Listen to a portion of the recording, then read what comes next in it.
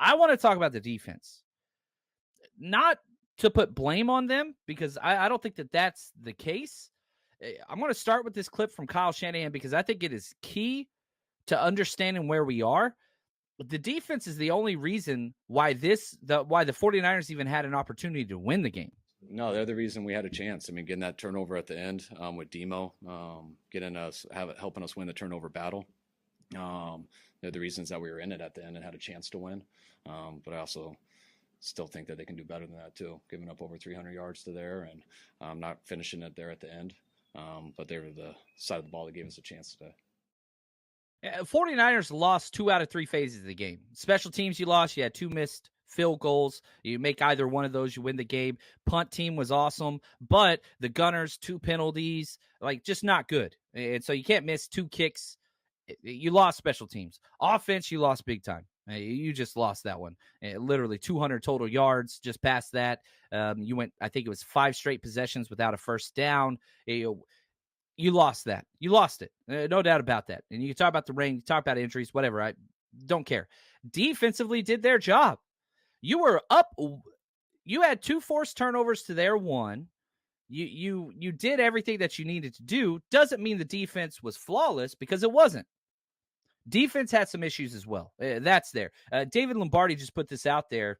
Missed tackles by game. Okay. Week 1, 7. Week 2, 8. Week 3, 3 missed tackles. Week 4, 4 missed tackles. Last week against Dallas, 2 missed tackles. This week against Cleveland, 18.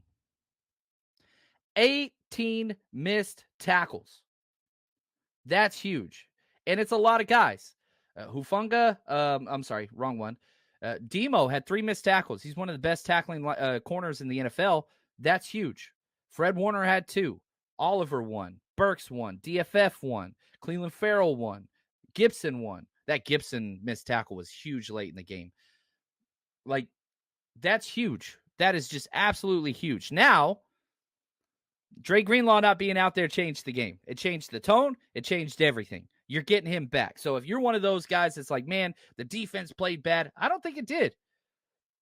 It's hard being a defense when the team offensively is just continuing to turn the ball over or not do anything with it.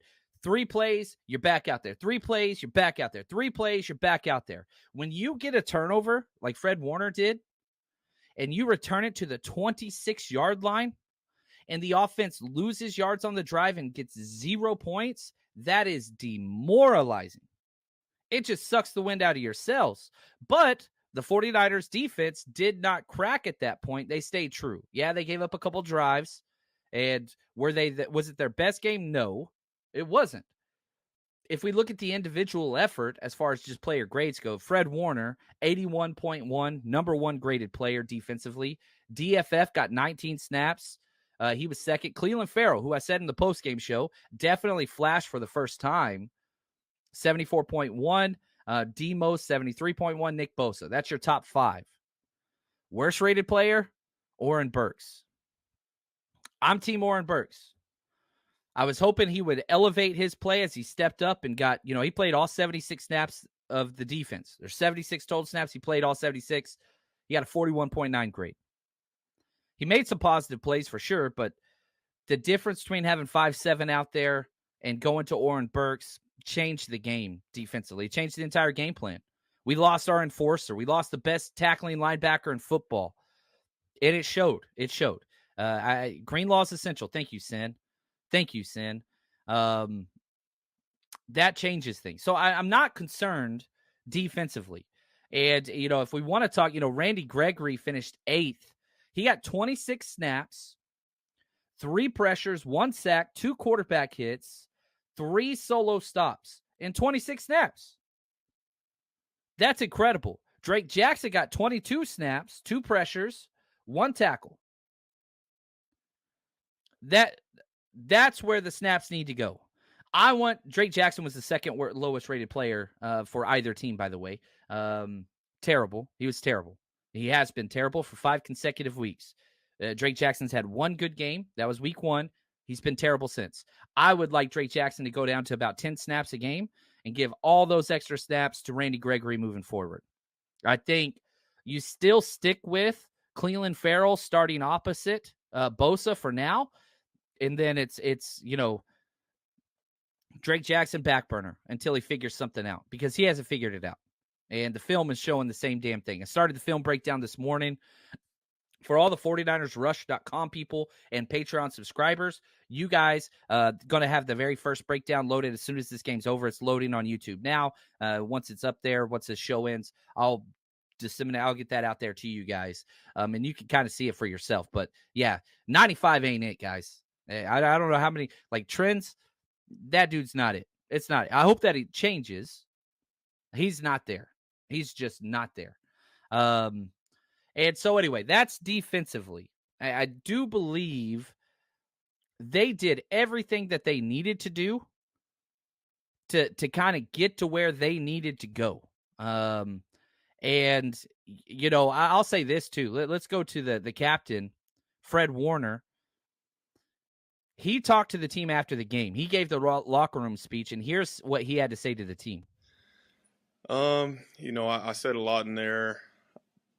The main thing is that, I think they earned it and we didn't this game. That's what it came down to. I would never put it on Moody at the end there to say, it's great that we had an opportunity to win that, in that fashion, but we didn't earn it. They earned it today.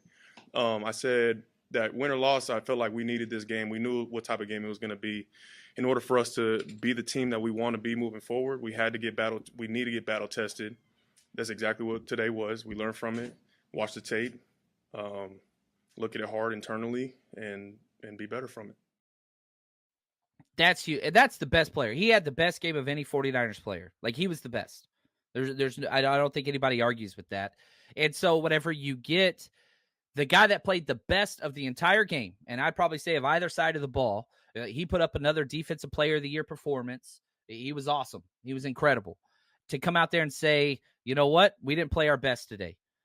And I think that affects the way the locker room will respond, right? So, if you have your studs out there like Micah Parsons, right? You look at how they're so diametrically opposed. What did Micah Parsons say after they got blown out? Well, I did my job. I'm supposed to set the edge. They're really not that better than us, right? After they got blown out. Now you've got Fred Warner. He's out there saying, we got to get better. We got to get better. Now, listen to Bosa, again, echoing the culture that is the 49ers. It's not the sky is falling. It's not woe is me. It's none of those things. It's looking at it in a manner in which you can improve your team. Listen to Bosa. I think it's a learning experience for us. We had a good idea that it was going to be that type of game, just scrappy till the end. It's an unbelievable defense, and we needed to match their intensity, and we let up too much. So definitely a learning experience of how teams are going to attack us, especially teams who know our scheme because they run a similar scheme. But yeah, you just got to take it as a learning experience. I don't think we deserve to win today. Don't think we deserve to win. Learning experience. You're not blaming the refs. You're not doing any of those things. We're fans. We're going to blame the refs. Refs played a part in it. That's not why you lost, though. I will never. Nobody ever loses a game because of the refs. Did the refs play a negative impact against the 49ers? Yeah, 100%. Not why you lost. Not why you lost. Not why you lost. Did they make it harder to win the game? Yes, they did. Not why you lost. Do I like refs? I don't. I can't stand them. They're terrible. And they always got to shove their face and be the center of attention, and I hate that. And I hate how there's no recourse against terrible officials. None whatsoever. That bothers the hell out of me too. But that's okay. Not why you lost. If you let the game be decided by the refs, your fault. That's your fault.